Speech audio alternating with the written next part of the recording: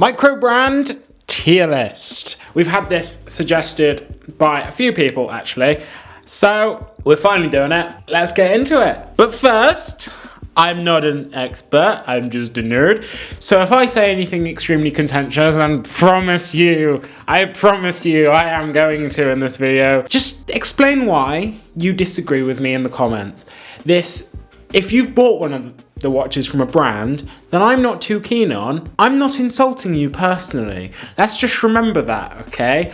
I'm just saying that the watch or the brand isn't for me, and that's okay. If you have a micro brand that we don't mention on this list, pop it in the comments, because I'm sure there's many we've missed. I'll tell you where I think it will be.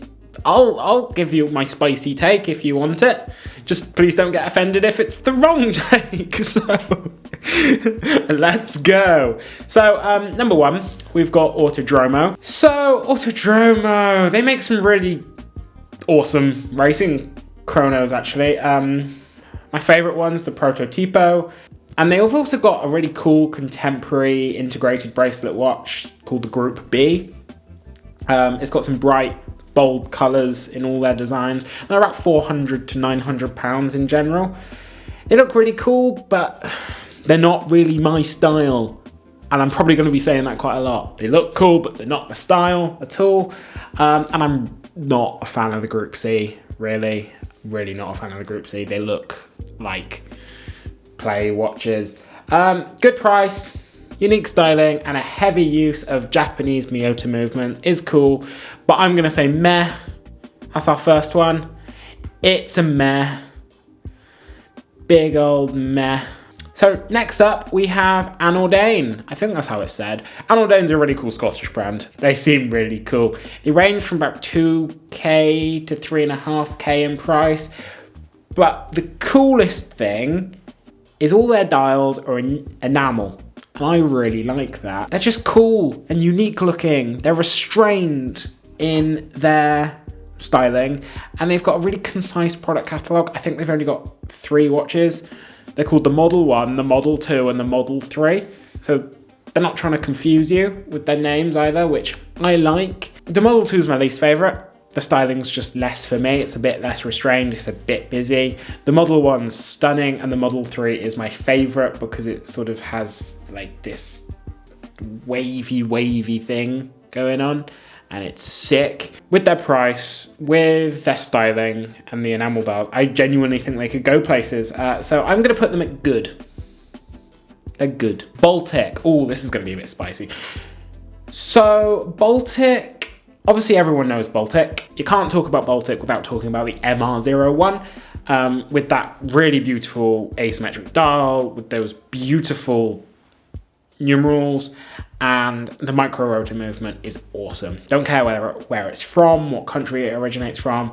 It's a micro rotor movement in a watch that's like 550 euros. That's sick. They make some cool watches. I do like them. The tri-compact is cool because it's a nice panda watch. It looks nice, but for the price, there's other things I'd rather get. They're a budget brand. I like them. Tri-compact is only $1,600. My issue with like the MR01, for example, is it's only got a Hesalite glass option. That's not really good enough. I'd like them to have another version that's a bit more expensive, £100, £200 more expensive, with sapphire glass, because it actually gives it some nice longevity.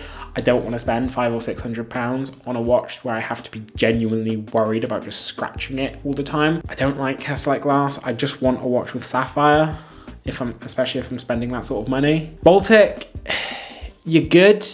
You're getting better. The MR01 is amazing. I just can't overlook the Hesalite in everything, in all of your like products. Also the aqua scaff thing is cool. It looks nice, but yeah, meh.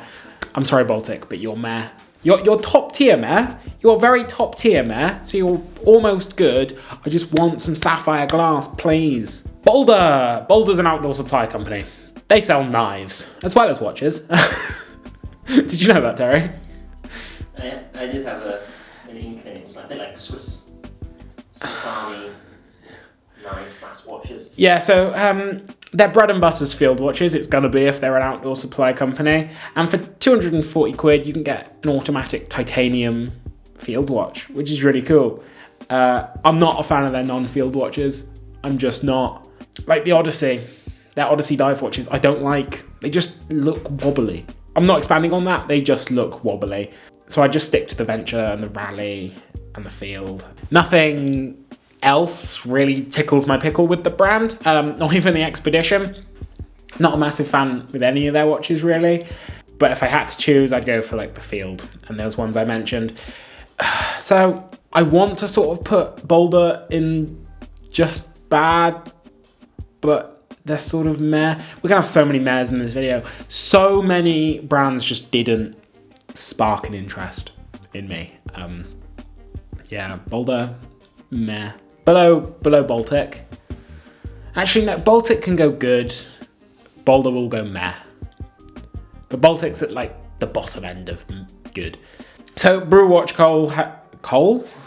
Brew Watch Co. has had a lot of eyes on it in the last few years. I love their retro aesthetic. I think they're really cool. So one of my issues with a lot of brands that try and have a unique aesthetic, they have no restraint to their aesthetic. They just add design features for the sake of it. Brew Watch Co. doesn't do that. They're a nice, cool, restrained retro design, and I like it. Plus, I always like square watches and funky shapes, so I'm gonna like Brew Watch Co. They're at a good price, £362 for their trademark metric retro dial, which is excellent. But it's unfortunate that they only do quartz in all but one watch, which is the metric. It's understandable at the price they are. It's a good brand. I just think it's a bit overhyped. So yeah, they can go good. Bunkyo Tokyo. Yeah, I love them. The 2020 Mori and many watches in their lineup have been nominated at the GPHG. You see their watches around so much. Just like Christopher Ward, they're verging on not being a micro brand. Not as much as Christopher Ward. I think Christopher Ward's pretty much not a micro brand anymore, but we'll talk about that in a bit. But Bunkyo Tokyo, they are so cool. I think every design that they make is almost pretty much perfect. They're balanced, they're sleek, with the exception of the Special Project series, which I'm not so keen on, but everything else, gorgeous. The Grand Urushi Ayoma is beautiful. Hope I'm saying that right. Grand Urushi Ayoma, I think so. And I love the complicated series, especially the chronographs, especially the Chronograph 1 Mark II, particularly. That watch is amazing. I can't find everything on the website sold out, so they must be good. Can't find any RRPs for any of their watches, but they generally resell at 2,000 to 3,000, which for how they look is amazing. So I'm gonna put this brand in Microgod, Murkogod, as Terry initially spelt it, because he's a dyslexic boy.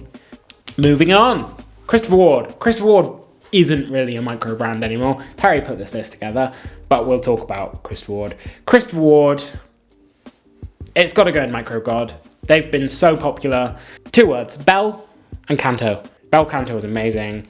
The 12 is amazing. They've had so much success. They make so many amazing watches.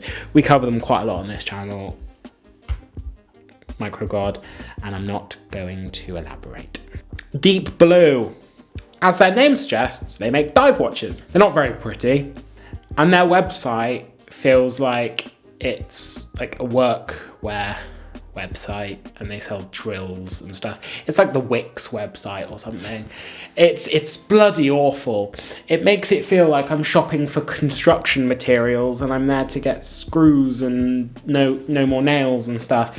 It's tacky and crap and overcrowded, and I don't like their website. Let's talk about the actual watches. I have nothing to say really about their watches.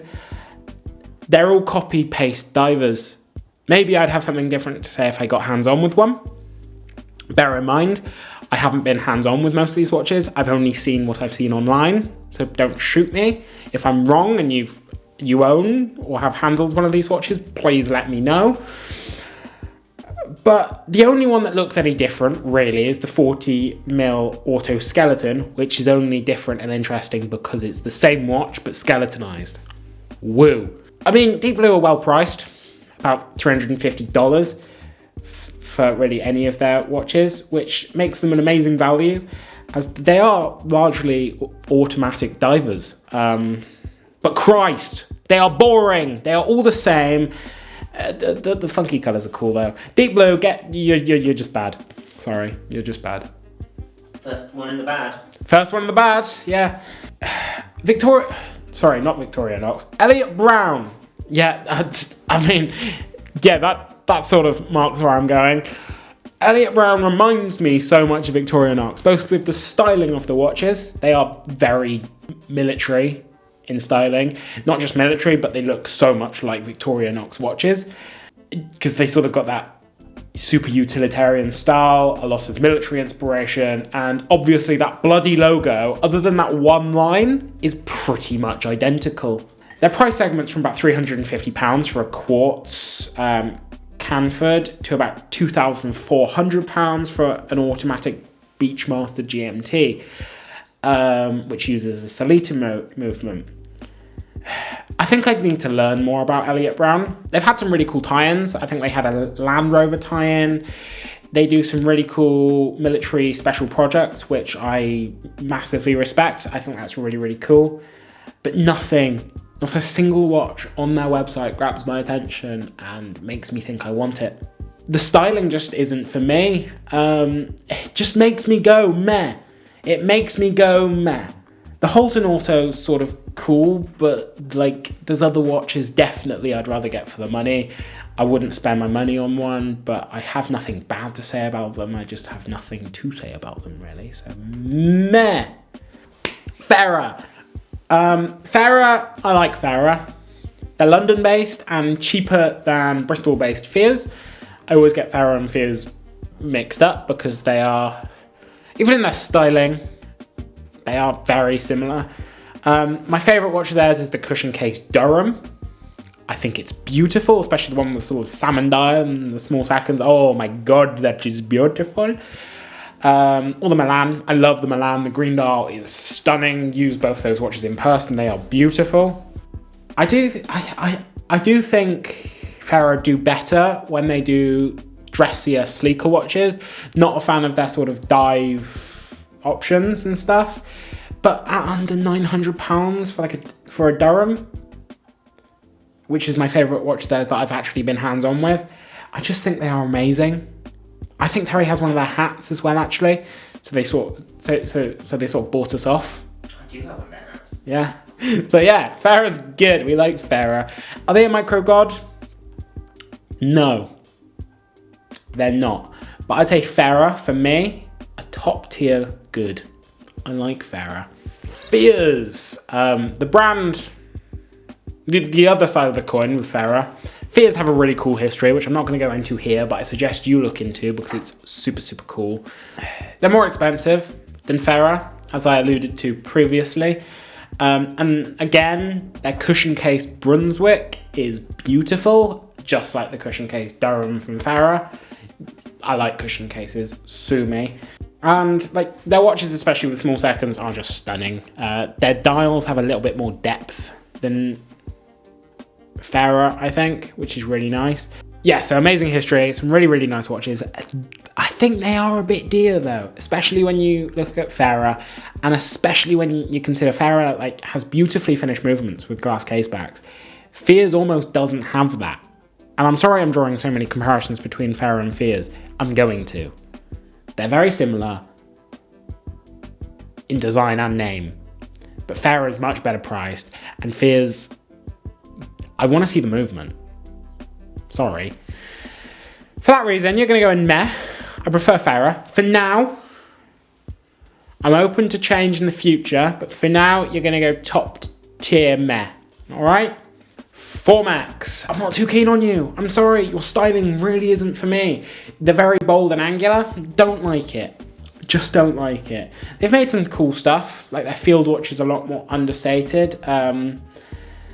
I especially like the ash grey field watch. The reef watches are pretty cool, but the huge lump on the left side of the case just completely turns me off. It's really ugly. And they seem well made. Starting price is about £730 and around 4k for the Essence. You're definitely getting into the luxury segment, but that watch does have a baguette cut diamond hour markers, so you're sort of justifying that. Yeah, so the Pilot, the Motorsport, and the Diver are all super, super ugly. The Essence sort of brings it back with the Meteorite dial. That's a nice watch. Just please don't make me look at the Pilot. It's hideous. And the Diver, oh my god, it's vomit worthy. Formex, you've got a few nice watches, but too many of your models are absolutely bloody hideous. I hate them. This is going to be really contentious online because I know Formex is liked. But yeah, I like some of the watches. Just bad though. Just bad styling. Not get in the bin. Just bad. Just bad. So Halios. I like the Universa. It's cool. I like the numerals. But Halios loses points because they didn't have any pictures of it on their website when I went to research this video. I had to Google it. On the product page, no pictures. That was crap. Even when I reloaded the website and everything, no pictures of the Universa. But it does seem like a really well-made, well-styled, solid, restrained watch. Yeah. It's got a great set of dimensions and features, and the Seaforth 4 is essentially just a Doxa, except not as nice. Yeah, Doxa sub 200, except not as nice. Doesn't have the beads of rice bracelet or anything, so it's not as interesting. Halios looks nice, but isn't impressive, and just please sort out your website. So Halios, you're going to go in meh, but bottom tier meh. I'm just really not interested at all, really. Island watches. So I've only heard good things about Island watches, and their owner apparently is really lovely, but is the styling for me? No. Everything looks like a Seiko mod. Yeah. I know he used to make Seiko mods, so it sort of makes sense, but that's what they look like. They're a good price with nothing on their website over $900, and that is for the sort of more high-powered Solita stuff. Everything else sort of uses a Miyota movement or a Seiko movement or something, and those things are much better priced. So you can actually get a really good Seiko-powered automatic watch on their site for about $200-300, which is excellent.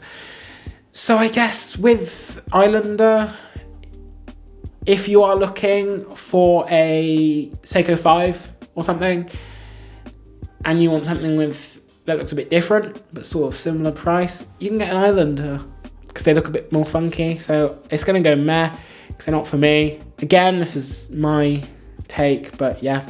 Isotope. I like the Hydrium California. The good thing about Isotope is they do have a very unique style, which again, they just haven't added random design cues for the sake of it. They are restrained, and that's good. I like restrained, unique styling. I don't like it when brands just add lumps and bumps and things just for the bloody sake of it. Like, some of their watches remind me a bit of the sort of the old Super Oceans, if you know what I mean. Not the Super Ocean Heritage, but some of the older Super Ocean models. They're expensive at like $900 to $1,100 for most of their watches, but I like them. I don't know what else to say. They're very poppy, drawing from sort of Art Deco, a lot of bold shapes, bold, bright colours, and that wins them a lot of points with me. Most importantly, they're just restrained, so a tentative thumbs up. I will be keeping an eye on them, so they can go in good. Yeah, I like them. Kadoke, I love you, Kadoke. I'm not going to say a whole lot, but you're going to go in Micro God, because you're made by two people in a shed who hand make everything, even the movements. You can even get you can ask them to custom engrave the balance bridge, everything. They're amazing. I want to own a Kadoke one day, specifically the Kadoke 2 with the moon phase. Oh, it is stunning. The thought that someone's sat there like engraving that moon phase themselves is insane. And if you want something a little bit more fun, they have the Kunstwerk, which a lot of them are skeletalized. They're not really for me, but you can have an octopus on the dial, which is awesome.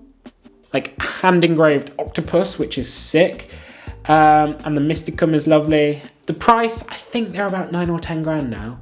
I'd pay that in a heartbeat. They are stunning handmade watches made in a shed in Germany, and I love them. So Lauria, I like Lauria. Specifically I like their vintage style. The old Bakelite type GMT that they have with the Hyperion's cool, but again, it's a rip-off of the old, it's not a rip-off, it's a homage, we'll say, to the old vintage Bakelite GMTs from Rolex. And that's a theme in a lot of their lineup. The Vintage Explorer very much inspires the Falcon. Gemini is essentially an old Daytona. Neptune is essentially a 1953 sub. And an Astra is essentially a King Seiko, even down to the lug style and the bracelet. I just can't look at anything that this brand has made other than the Hydra without just thinking of another watch. So overall, Lauria, I'm going to put you... I'm sorry, but we need some brands there. And Lauria, I'm sure you're great. I have no reason to dislike you. But the fact that you're not very original and everything is just based off old Rolexes, essentially, I'm going to put you in very top tier, just bad. If there was another rank between meh and just bad, I'd put you there. I want to try some of your watches, I do. But at the moment, you're not original in the slightest. You're just a homage brand to me. So you're just bad, I'm sorry. Monta. So the Monta SkyQuest is spicy as hell. It's a very pretty GMT with a Pepsi option or a Coke variant or solid black. It's cool. It's less than 2K. It's got cool bronze features on the Pepsi variant, and the Ocean King seems like a well-priced ceramic bezel offering, which is really, really cool. And also I like the 12-sided inner bezel of the Atlas, because it's a GMT, and Atlas is a cool name for a GMT, because, yeah, and the 12-sided inner bezel is really cool. They seem like a solid, nicely styled, but not an over-styled brand. That's my issue with some of these brands. They are over-styled. They overdo it massively. And Monta don't. So I'm going to put you in good. Bottom tier good. You don't strike a passion in me, but you're good. I like, yeah. Right, Ming. They make beautiful watches. The 3704 is stunning in rose gold with like a reducing radius dial. Oh, that guilloche is stunning. It's 24,000 currency, whatever that currency is, not sure, but it's 24,000 of them, which is a lot of money, but it's beautiful. They've got a mono pusher chrono, which is stunning, and the sand is just a beautiful, beautiful dial. It's stunning. I love it. And the Dubai edition world timer. Oh my God. The Arabic script on the dial, can't read it, so that world timer is useless to me on a functional level, but I can't hold that against it at all. It's beautiful. It looks really cool with that script. Ming, it may be a super duper lot of money, but you look so nice, you're gonna go in micro god. Mr. Jones watches. So obviously I'm wearing one. I'm wearing an automatic perfectly used this afternoon. Mr. Jones, I would argue, is probably the most unique. None of their, very few of their watches actually have hands. Every single watch is tackled as an individual art piece. I'm a big fan of Mr. Jones and their approach. Are they a micro god? No. I'm not going to say that they are. I'd love them to be. I'd love to put them in that category, but I just don't think they've had the impact, or they don't make things that are high horology enough, or really, I guess. I think that's a really bad category I've just made, but so I'm not going to put them in micro god. I love them, especially the perfectly used this afternoon. I think the Ven is also really cool with how the colours intersect. I don't like all of their watches, but I'm going to put them in good. They're also a really good price. I don't think they make any of their own watches that are over £550, I want to say, which for like an automatic handmade art piece watch is really cool. So Mr. Jones, you're going to go at top tier good, because I really like you. Well done. RZD. Don't really like you RZE. You look a little cheap and shallow, to be honest. You're all matte coloured and sandblasted, and it's an aesthetic. It's just one I'm not really keen on. They're good prices, ranging from like $330 to $700.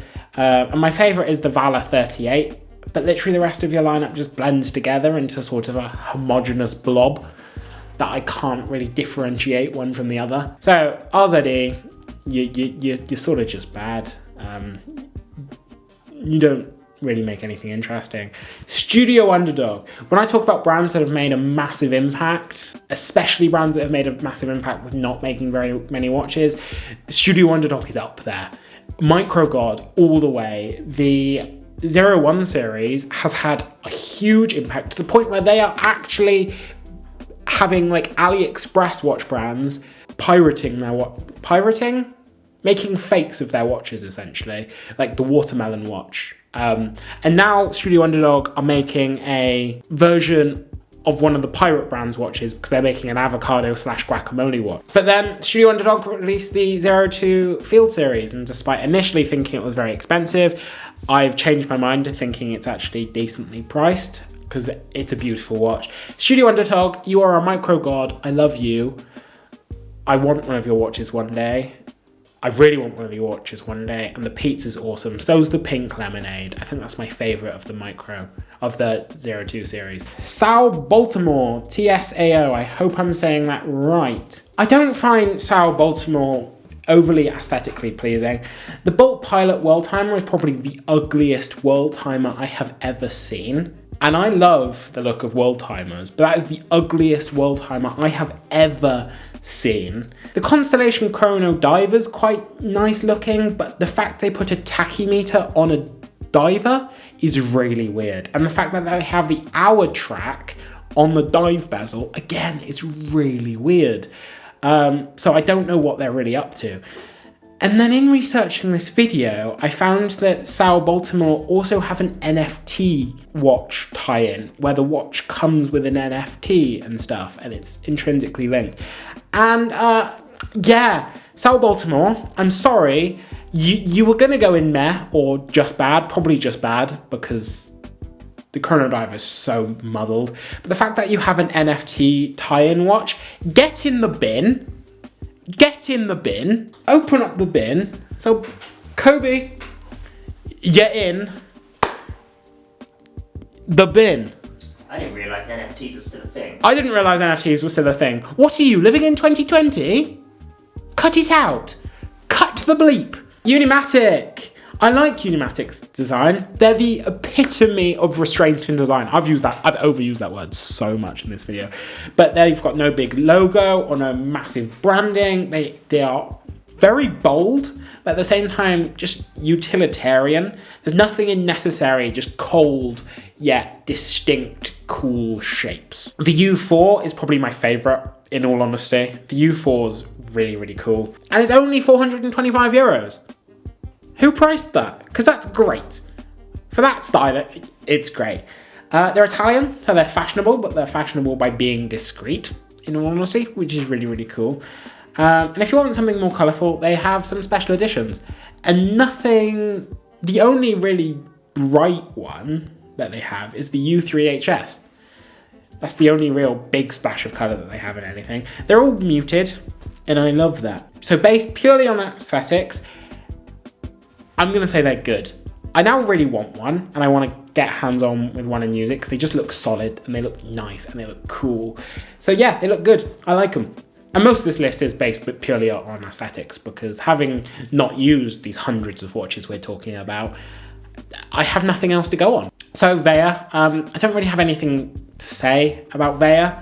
It's very cookie cutter. Sure, they might do some interesting stuff mechanically, maybe, probably. I don't know. I'm just guessing there because I want to say something nice about them. Aesthetically, they're no different from anyone else on this list. The C5 essentially just looks like a normal club sport, really. And the 67 just reminds me of a Seiko 5 GMT. And the Seiko 5 GMT is also half the price of the Vea. The S5 Tradition's a vintage Explorer, pretty much, and half their watches are Hamilton Khaki Fields. Just different just different rebadged Hamilton khaki fields, in all honesty. I guess the D5 Pacific is cool and funky and unique. At least it doesn't remind me of too much else. I don't know. It's a nice looking brand, just very derivative, I guess. So I'm going to put them in just bad. I'm sorry. I'm really sorry. Yama is cool AF. So the Urban Traveler is a sub $1,000 integrated automatic sports watch. That is awesome. It's rated for 10 seconds a day accuracy, which is really, really cool. And they also have a very pretty sub 10K tourbillon. A sub 10K tourbillon, which is sick. Called the Yachtograph, or the Yachtograph, or something, I don't know. I like the domed bezel on that one as well, because it's really cool. But the crown guards and the lugs are a bit spiky and weird looking. It's a bit too pronounced for me. Just a nitpick. They also have some really cool bracelet designs. One issue with my brand is whenever they have a strap rather than a bracelet, there seems to be a massive gap between the strap, or between the strap and the case. He says wearing this, which has a massive gap between the strap and the case, but it feels like more of a design choice here rather than with the Yama. None of their watches sing to me, but they just feel cool, really cool. Like they are unique. None of them sing to me. A lot of them are quartz, like the Rallygraph, and I don't find their watches offensive at all. They are cool. I like them. None of them give me a reason to love them. Very well priced. So for that reason, I'm going to put you again, very top tier meh. That's tentative. I want to put you in good, but if none of your watches sing to me, then I'm sorry. So last but not least, we have Zelos, and Zelos seems cool. Once again, they seem a bit samey. They do seem a bit samey, and just not a whole lot to make them stand out. The Eagle 2 dial on every model but the Arctic is way too busy. The materials are awesome. Like the carbon fiber, the meteorite, they are all really, really cool. But my God, there's too much going on. You can barely read the hour markers. At least in the product photos. Don't know how it translates to real life, but you can barely read them. And I'm sorry, you can't. Like, even just looking at the product photos with all of that guff going on gives me a bit of a headache on the Eagle 2. I think the Swordfish Stonewash looks cool. In all honesty, that's nice. And the Great White V2 Green and the Black Tip Coal, again, look cool. None of them sing to me, but I want to talk about some specific nice looking watches from them because I hate to be overly negative on a brand that hasn't really done anything wrong. I mean, they're good prices, $400 to $900 for their entire product catalogue. They're all automatic as well, which again, is decent, is nice. I guess they're just not for me. And please stop making overly busy dials. The Eagle 2 is just so ugly and so busy. Sort that out, and I think you probably move up a category. So I'm going to put you bottom tier meh. You might move up to top tier meh if you sort out those Eagle 2s. Who knows? Right, that's all the watches, all the brands. Terry, have anything to mention? Anything to add? It's a fun video. It's been a fun video. I'm going to get slated for this, aren't I, guys? No one's going to agree with any of my placements. You're going to get a lot. Crystal Ward's not a micro brand. Crystal Ward is not a micro... I said that. Terry made the list. Don't shout at me. Crystal Ward, got to talk about them. Yeah, they're not really a micro brand, so don't tell us they're not a micro brand. We sort of know. But yeah, I've enjoyed this video. Massively enjoyed this video. In researching this video, I've discovered and learned so much because I didn't want to go into this video blind. I only requested to add one brand, and that was Kodoke because I love Kodoke. So that probably came across a bit. But if you have anything to add, just pop down in the comments. Whilst you're down there, guys, why not subscribe? Why not ding that bell icon so you never miss another one of our extremely contentious videos? And if you like this video, like it. So, one last thing, everyone. Don't forget to watch yourselves.